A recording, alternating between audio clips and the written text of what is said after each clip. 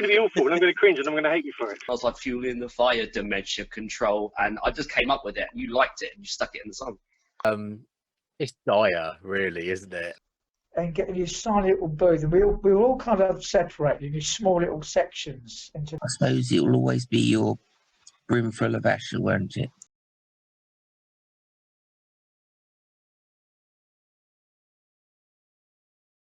After another Boxing Day extravaganza at the cartoon, Brainfreeze started to get bigger gigs in different places.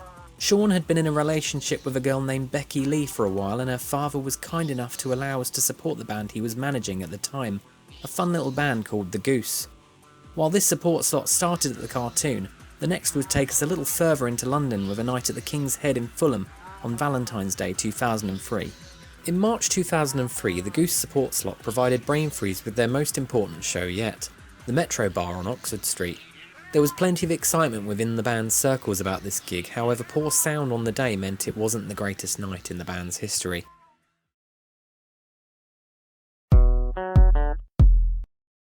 The King's Head gig was my favourite Brainfreeze gig ever. Well, I say ever, of all of them. I think the quality of the night, how we played, and the venue itself, just how nice the venue it was. It just like everything came together, and it's like made a really good night. I mean, I wanted to play there for a good 6 months before we did, because we went there in like October the year before, around me and Sean's birthday. We went to see the Goose play a different gig. And I remember going to the venue, and it's like, why haven't we played here yet? I want to play this venue. This place is awesome, and they videoed everything. We bought a copy of the video after the set, after we played. I wish I still had a copy of that video, or I wish someone still had a copy of that video, because, as I said, it was probably the best gig we ever did. And from the night itself, it's one of the times we didn't actually play Maggot Sex, because, well, it was outside of Croydon, so people probably didn't know it. And I think that we ended with Suicide Booth, and my girlfriend at the time had turned up just before we finished, or just before we played, and made me dedicate Suicide Booth to her. So I said, "If you ever drive me to this," which is funny. Then we started doing gigs in London because Sean started going out with a girl called Becky, whose dad was a manager. Yeah. Of a band called The Goose. Yeah, good memory. And they had a wicked song. They had a wicked set. Do you know what they were a bit like? They reminded me of Maroon 5, early Maroon 5. And Maroon 5 had only just come out, and they had they kind of had 5 good-looking blokes in the band, slightly older, probably mid-20s, and they were playing not metal and not rock. They were playing like almost pop rock. Yeah. And we played with them a few times. It was a good gig, from what I remember. I remember Fraggle being there for some reason. Well, we used to hang out with a lot of people back then. Anyway, we blew him off stage. Thank you very much. So, Goose, ta-da. And he just showed up, and we had a couple of games of pool, I seem to remember, while we were waiting. That whole pub was amazing, wasn't it? It was a pretty good pub, yeah. Yeah, and the stage was massive. Yeah. And the speakers were mega, kind of 1970s type things. With both of those gigs, there was a sense of excitement, because it was like you were stepping up a gear, and I think everyone wanted you to go further and succeed. And no, I guess there was a bit of excitement, wasn't there, when we were supporting? Were they called the Geese or the Goose? The Goose, yeah. The Goose, and we had a little run of gigs in sort of out of town, out of Croydon, sort of more into London, I guess that was. There was some excitement around that. I don't think at the time I fully understood the excitement, but I think I joined in with the excitement of, because I'd never heard of those venues really, Yeah. except for that little one around the corner from, was it Metro Bar? Yeah, Metro. Yeah. Metro. So I'd never really heard of those places, so I didn't know the significance of playing there. The Metro gig wasn't quite as good as the other one. With the Metro, like, I think I'd been working all day. I came straight from work because I was working in Camden at the time.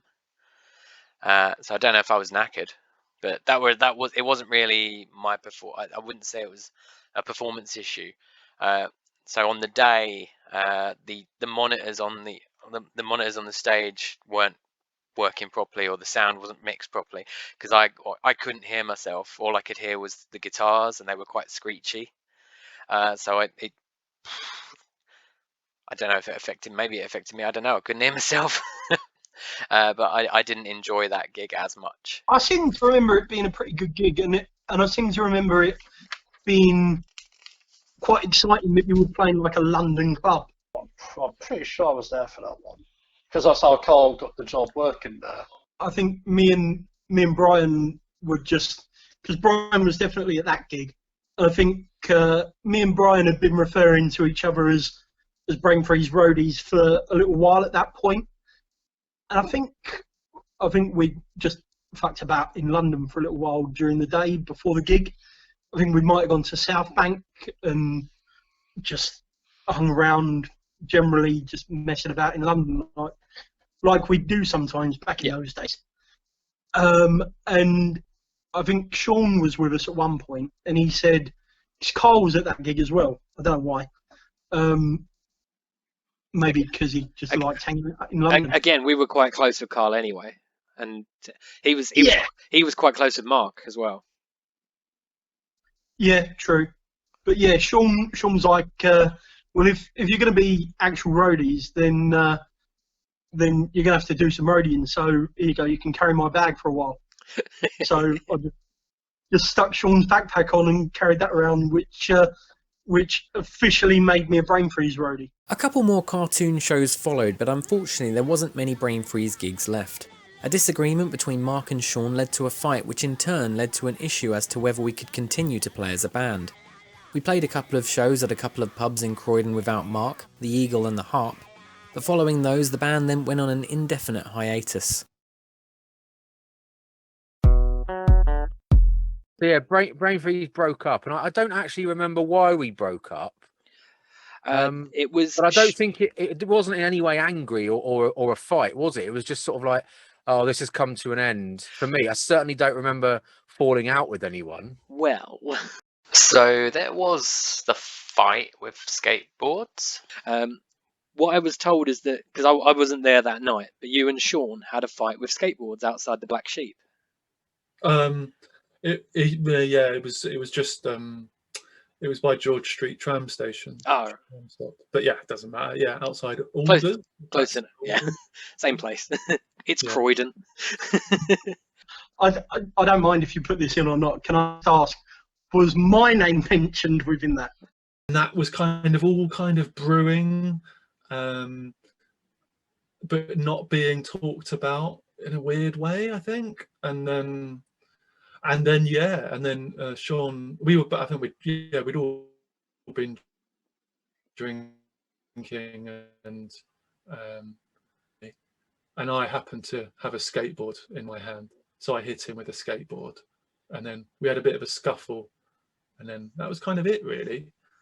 Yeah, kind of, yeah. But then obviously, we weren't friends after that.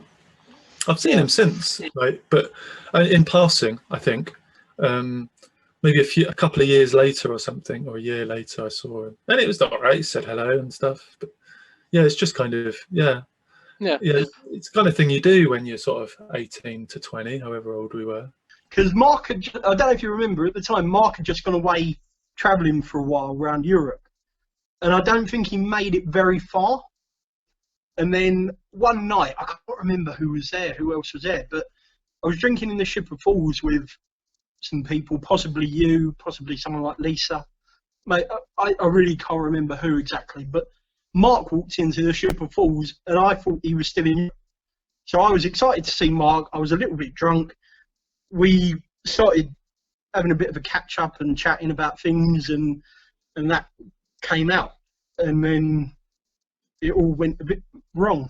I think Sean had obviously come off worse in that fight from what I remember, or from what I heard, because I wasn't there either, but I sort of heard about the after effects, and that night I kept getting texts from Sean, and we had a bit of a text exchange where he was trying to shift a lot of that blame onto me. I mean, Sean's a nice guy, isn't he? I mean, I don't. Yeah, I would never. Despite us falling out, I mean, I don't. Never. That's not a flaw of his character or personality. I think Sean's a lovely bloke. I'd quite like to see him again, actually. Have a beer and sort of laugh about it. You know, it's kind of so much time has passed that we're sort of allowed to do that now. When we played the Eagle as a 4-piece, we decided to split the set in two because why not? You know, do something different. Considering, like, because Mark wasn't there, we had 3 members of normal, so we just took the normal set and then took the Brainfreeze songs that were quite light, and we did half an acoustic set, and then the other half of the set was the heavy side of the set, which I thought was all right. But the only thing I remember from the night was Lewis heckling us throughout the acoustic set, which was and annoying us, and then just the heavy set, we just kind of went all out. I decided in my head, like, I'll tell you what we'll do. We'll just do let's do Unplug first half, and second half just give it. I've definitely been there for 1 or 2 of the Eagle gigs, because they used to do the lock-ins, didn't they? With the crowd. Because I fell asleep on the drum kit, mate. Honestly, Jude went, wake up. I'm like, what? I thought, this is great. Last week, it's a very quiet passage. I thought, great. I've got my little bamboo brushes there. Okay, now. And I just remember, like, wait, I mean, oh, really? Come on, lads, plug in. And I don't know. I don't remember too much about the harp gig. Well, not too much music-wise. It was a bit of a raucous night, if I remember rightly. But it was before the harp got the stage in, so we were like one of the first few bands to ever play the harp after the guy bought it. John took over there, and I said, I've got this band I'm working with. I said, come on, give us 50 quid. And we had, you know, you between you and Alan and Sean, you brought, you know, people down. You've got to pay these boys. At least a tenner each and a few beers. People from Sodom wouldn't go to the harp. They like the harp was in the middle of a rough estate at the back of West Croydon, and in fact it was in the Croydon Advertiser as being one of the roughest pubs, and it got, I think, the most noise complaints from any venue in London because they had rock gigs with the doors open and people just complained, and they did not give a damn. And now it's been demolished and is like a community centre or something. The Boxing Day gig was still booked in 2003 at the Cartoon as always, but with Brainfreeze out of action, Alex needed a new band to fill the void. Enter Project Alexio, a band Alex formed with Mark taking guitar duties, Alan helping on drums, and this time bringing in Darren Maskell on bass. With only a few weeks before the show, the band was able to put together 6 songs ready for the now called Alexio Christmas Party. In the new year, Project Alexio decided to change their name in order to be less one person and more a full band, settling on the name Last Quarter. They had one further gig booked at the Cartoon in February 2004, but literally immediately following the show, Alan left the band and the remainder of us chose to end it. Let's cover Last Quarter. Oh, okay. Let's get this out. Let's get this out of the way. Last Quarter came about because I think I had a gig booked at Christmas in 2003 because we booked Boxing Day every year, or that was the plan. This would have been the 3rd year, and I wanted to play the gig because we had the gig booked and I wanted to play it, but Brainfreeze had gone walkies by then, and well, we formed something else instead, and it wasn't Last Quarter to start with. It was Project Alexio, because, well, it was me putting the project together at the time, and it not to be confused with another Project Alexio that Soul Space John and Soul Space John and Dan did, that featured my face, but probably a story for the credits, that one. But they we formed the band, and it was the plan originally in my head, not in everyone's head, because Alan thought differently apparently, and fair play, it's fun. Originally it was going to be Alan, Mark on guitars, and then we had Darren Maskell on bass, who was a friend of ours from Fairfield, and then I had a friend that I used to hang out with at the pub and other things, called Smithy, or Dave Smith, but everyone knew him as Smithy, who I met. Yeah, I met him through other things, and he was a drummer. And so I brought him along to audition, if you will, to the first rehearsal. However, when we tried to do that rehearsal, Alan didn't get off the drums. He started on the drums and didn't get off the drums, and so it's like I kept. I believe at the time I was like, "Why don't you let Smithy have a go?" And he wouldn't get off because turns out he had planned to be drummer the whole time, and was under the assumption that that was what was happening, and I guess it was just a bit of miscommunication, really. I seem to remember it that I had always whenever you said, "Look, let's form a little band quick," that I was always going to do drums. So I don't think I actually remember that. He had it in his mind that he wanted to be the drummer, but that wasn't what was initially going to happen, because we did actually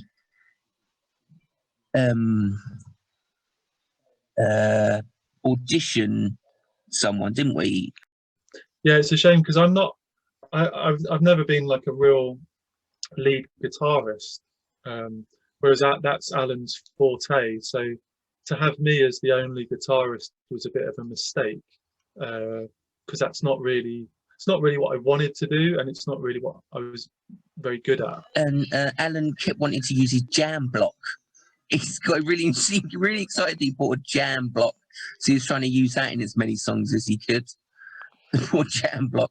We were before more cowbell, weren't we? We invented that. I think at the start of that, I was pleased that you guys were trying to do something after Brainfreeze. So yeah. that was nice. But and the fact that you recruited Darren into the band as well, who was also another very good friend, that was really good. I think that pleased me quite a bit. But yeah, it just never quite lived up to what Brainfreeze was. I much preferred the practice sessions than the actual gigs. I didn't actually like playing live, but I always enjoyed mucking around in the studio practice sessions. I wouldn't call the practice sessions at Alan's house practice sessions, because we didn't actually practice that much. We just went around there to get fish fingers and chips. I remember my mum serving us all chicken dippers. Yes. Like 50 chicken dippers between 5 of us. Good He time. came in with this bowl of dippers. No, I remember being annoyed with you because I didn't think that we were ready, and you booked a gig, and you just sort of said, "Oh, I booked a gig," and I remember being really annoyed because I didn't feel like we were ready, and you were sort of saying that we were, or something. I can't quite remember. So we did this gig, and I felt very unprepared. I remember Alan.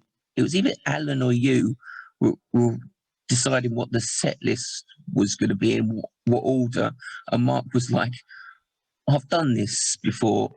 no one cares what order it is.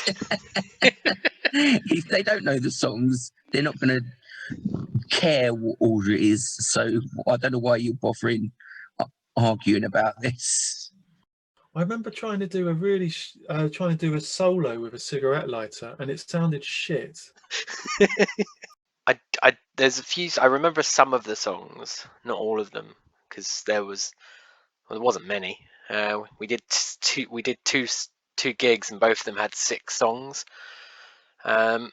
So there was one that we started to start off with that was a kind of long drony one that was do you remember the days when we were brain freeze? Although I don't think anyone else actually knew those were the lyrics at the time. I was just screaming along with the music.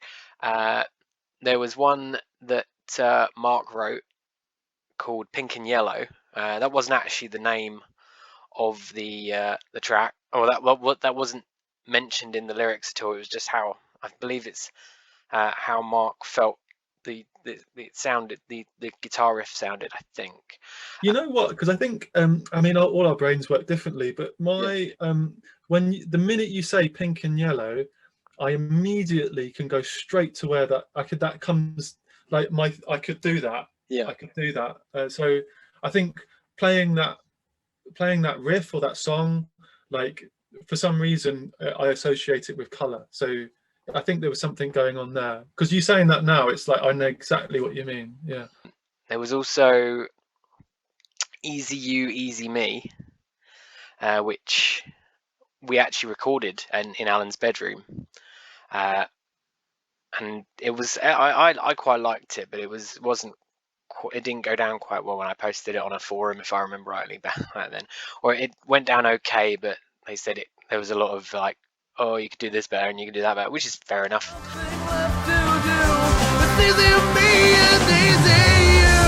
What are you trying to tell me before you go home?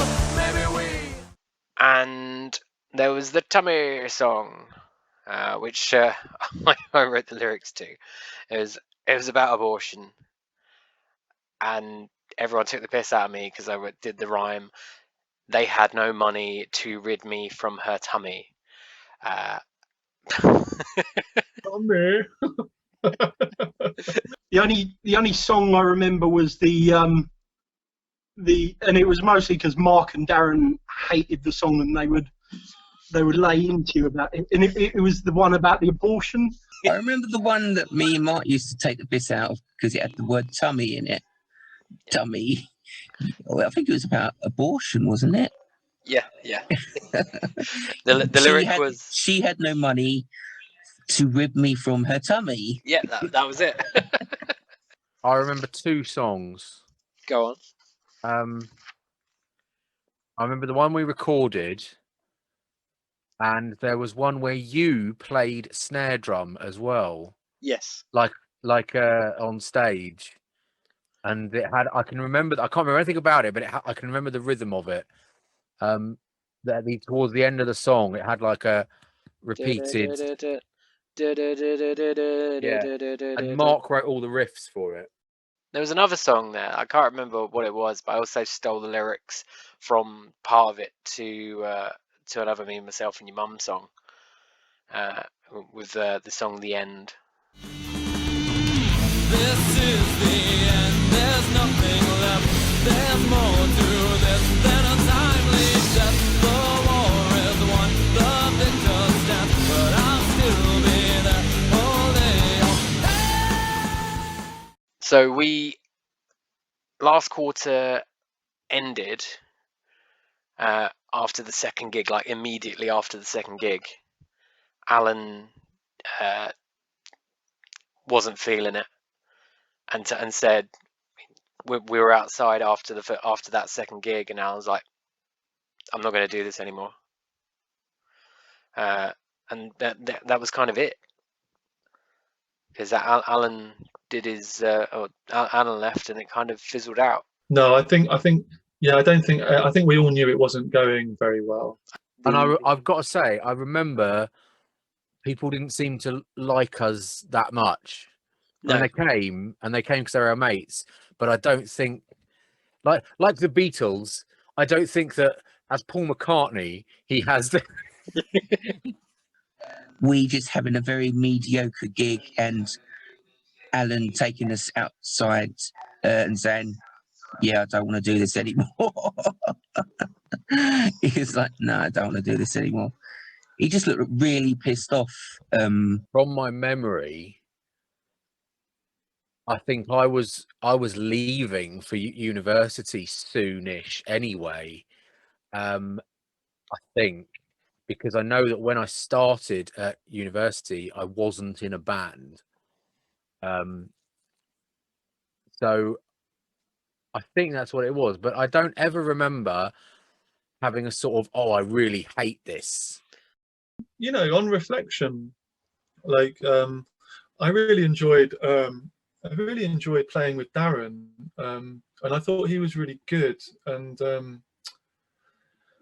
I mean, you were just up for stuff, so we probably could have done something else. I certainly don't feel that you, Mark, Darren, and myself had the same fun that, and I mean, you know, musical fun. I had immense fun with all of you as people, but had the same musical fun. Not that either of the bands were particularly groundbreaking or impressive. I think he wanted us to be a bit more productive with it, really. And he probably just saw us, if we just kept doing it, it would just fizzle out eventually. So I think he wanted some people that were a bit more Dedicated. Determined. Well, I mean, you were always determined as well, I suppose. It was probably just me and Mark that were just less enthusiastic.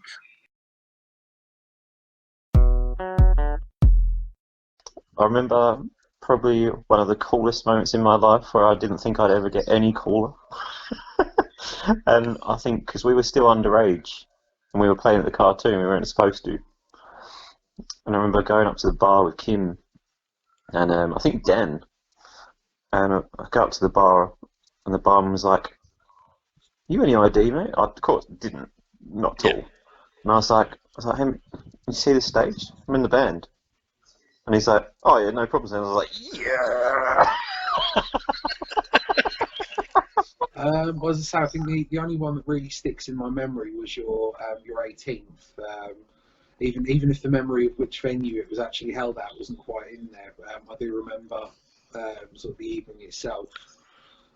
So I mean, like I said, I think that would have to be my favourite, based on the fact purely that I can still remember bits and pieces of that evening, even this far down the road. I think probably my favourite gig was the reunion gig that you've got on Facebook, the one, that we watched occasional clips from on your watch parties. I think playing at the Metro was pretty cool. I mean, the only one that I can sort of remember fairly distinctly was the time that I was actually allowed on stage to sing Maggot Sex with you. Oh, which one was that? Oh, not a clue. I just remember it happening once. I think your best gig is the one where I threw up on a girl's shoes and then went home with her. Because that showed me that not only could you pull a crowd, and not only could I really go on my way to fuck things up, but there'll always be a happy ending there somehow. So that, I couldn't tell you what year it was. I could tell you that she lived in Tulse Hill, and it was on the 468, which was the bus I got to and from Croydon. Do you know what? I think really actually seeing you guys so fed up, right, when you didn't have a gig at the cartoon, or you had a gig but no drummer, and I think literally, come on lads, let's do it. I enjoyed your spirit. That's the first thing was good, and after that, I just picked up on you as kind of like you had the spirit about it, and I enjoyed that. I think probably the only thing would be what we already covered, where Kyla held the cymbal. And I'd say that's probably my favourite moment of Brainfreeze. I'd have to say when it was a Toon Festival, we got up on stage and sang Emo Kid. Cool. That was cool. As I was saying, a lot of the gigs we went to, and a lot of it, I was always with Big James, and we're just there for you, bro. We're there for you and everybody else. I loved a lot of the rehearsal space because, you know, we're all just sitting around having drinks, and then you're doing that, and we're hearing stuff that a lot of people haven't heard yet. But you have to put into the point that I was still like 18 at this point, and I'd not really known that many bands. I'm still sort of I'm popping my cherry getting to know bands. So that's why I think Brainfreeze meant a lot more to me, because it was the first one that I really hung out with and that I was friends with. I was like, I'm friends with the band, let me in. And then, you know, you're an 18-year-old, you're a bit of a dick. But you can still look back on that with like some fondness that this is like the first band that I really loved. And you know, a thing came up on Facebook not too long ago of like the band you've seen the most. And I just put Fear Factory because it's the only major band I've seen more than once. I've seen them 3 times. I've seen like Brainfreeze 10 times and enjoyed every single gig. No matter what happened, if something cocked up, it was bound to happen. You work through it, and I just loved it. I mean, every single time.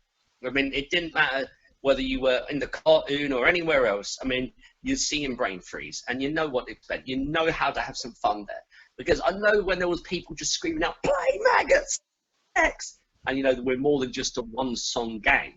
You know, you've got all these other brilliant tunes.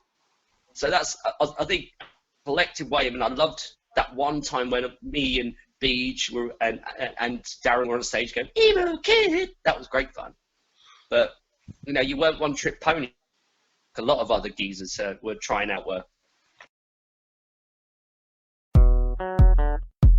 No, I don't think so. Not with Brainfreeze. No, I can't remember going to any of your like band gigs or the Alexia experience and being like, that was a waste of time. So no, there wasn't any bad ones that I can think of whatsoever. No, I don't think so. No, right, no, I don't think so. Yeah, no, not that I can think of. I'm sure there were, but nothing that I've ever sat there ruining the day of since. I don't think so. Don't think so. In terms of how much I enjoyed that period of time, no, I don't think there really were. I look back on that whole period with quite a lot of fondness. I mean, no more for Brainfreeze than there were for anyone else, to be honest. I think everyone went through the same motions with like their first band. I would say all the times when Kyle didn't hold a cymbal. Yeah. Much like the 2003 Christmas party, Alex had a gig booked ready in April 2004, thinking that Last Quarter would still be around. It was the second Toonfest, and with the lineup filling up, the idea of Brainfreeze having one last hurrah was put on the table. Everyone was interested, and after a couple of practices, it was time.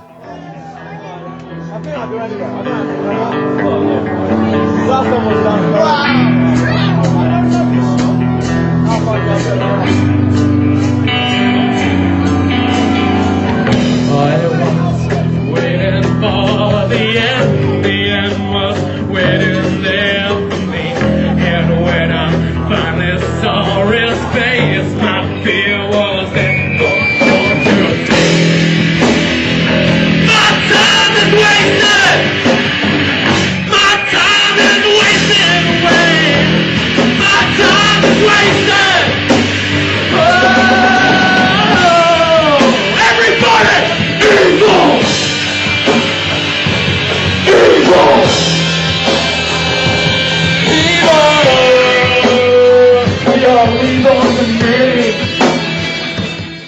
Toonfest 2004 was an amazing night from a Brainfreeze standpoint. I had a bit of a nightmare that night because I was organising it and we had bands pulling out and I had to replace them. And there's one band that turned up at an hour's notice and absolutely rocked the place. But from a Brainfreeze standpoint, it was amazing because we'd barely been in a room together for the last year. The 5 of us anyway. Obviously, me, Mark, and Alan had been doing last quarter, but for Brainfreeze, we had maybe 1 or 2 practices, and that was it.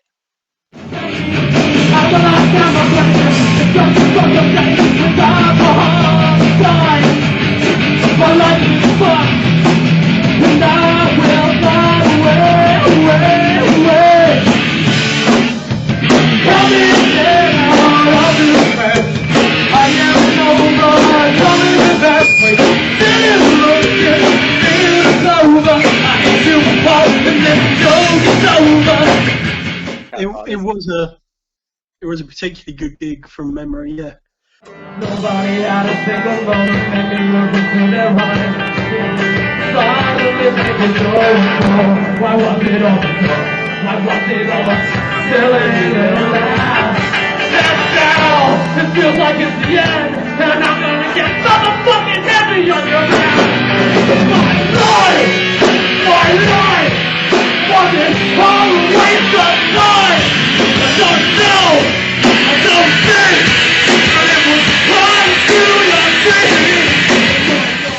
I mean, it wasn't the most amazing performance. I know for a fact that I hit some proper duff notes in there, like keep trying to do like where kind of notes, but really fucking them up. But no one seems to care, and like Emo Kid dies on its ass at the end. But no one cares because Maggot Sex was like 1 or 2 songs later and everyone was happy again.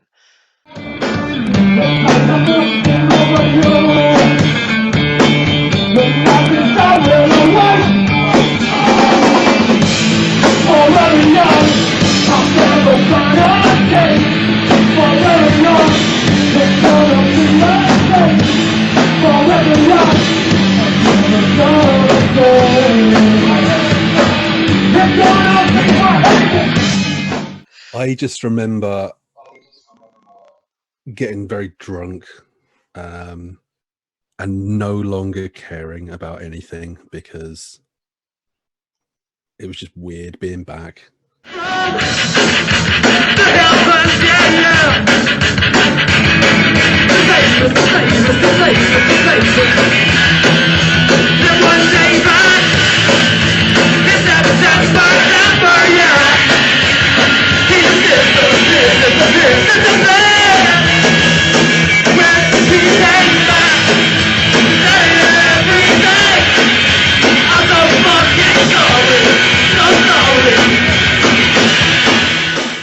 Thankfully, it is one of the few Brainfreeze performances that were recorded that is still available to me. Or is the only one that's still available to me. I don't know where any of the others are.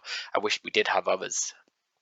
But it means that I can put clips of it into this and I can show off some of the songs we didn't get to record, like Falling Into the Hole.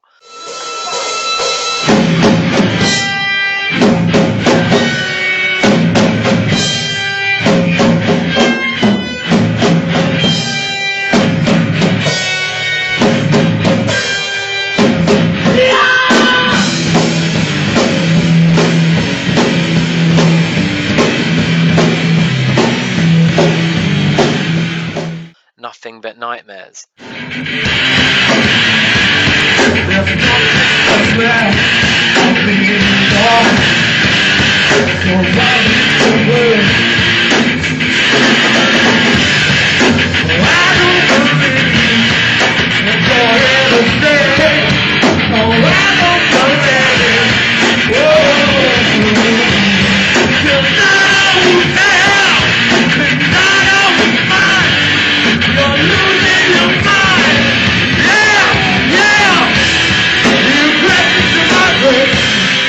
Yeah!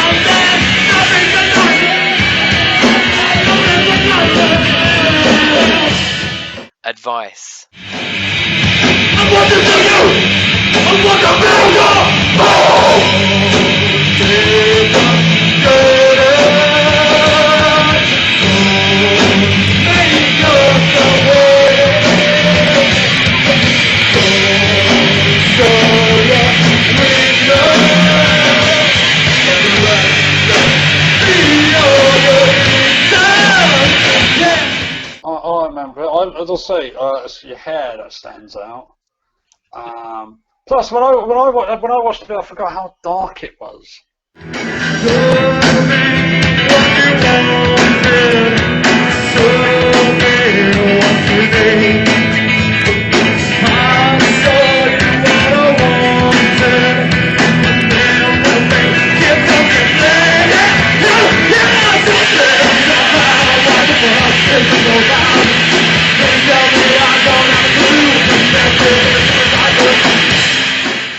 It was great flipping fun. I was pretty much there the whole day. And when like I think I did a couple of times when I went out just so I could get something to eat. I always made sure I was there for Brainfreeze.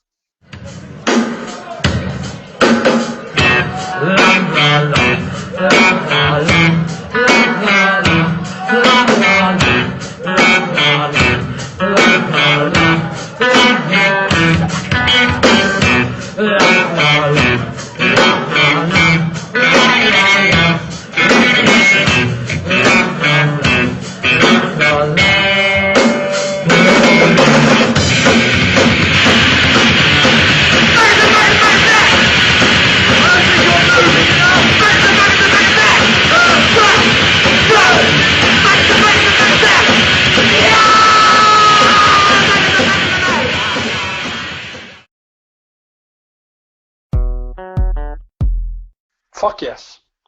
Yes, definitely. Of course, yeah. Definitely.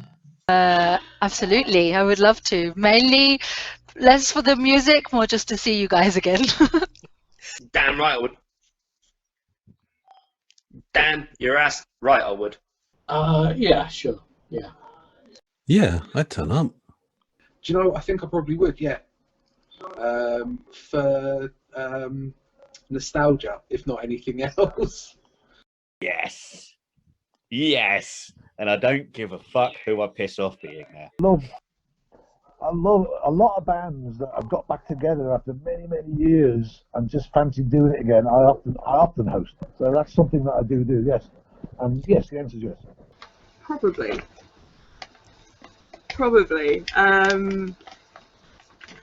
I don't see why not. Like, it's kind of capturing a little bit of Aleut. Go and practice, and then come and see me because the cabin is a lovely little gig, and you'd enjoy it. Oh, 110%, man. Hell yes. No, I won't bullshit you here. We were supposed to finish the rest of Sean's interview and ask him this question, but on the off chance we weren't able to find the time, and we're both probably guilty of that, I did ask him on the phone. I did ask the question over the phone to him, and he did say maybe it would depend on the circumstances, which is a positive in my eyes. I would love to do a reunion. I think that would be so much fun.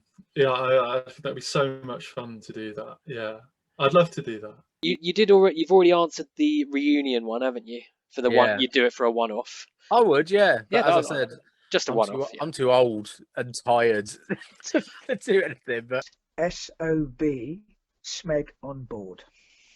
And of course, I would be up for it. It's my fucking idea. Who knows what may come in the future?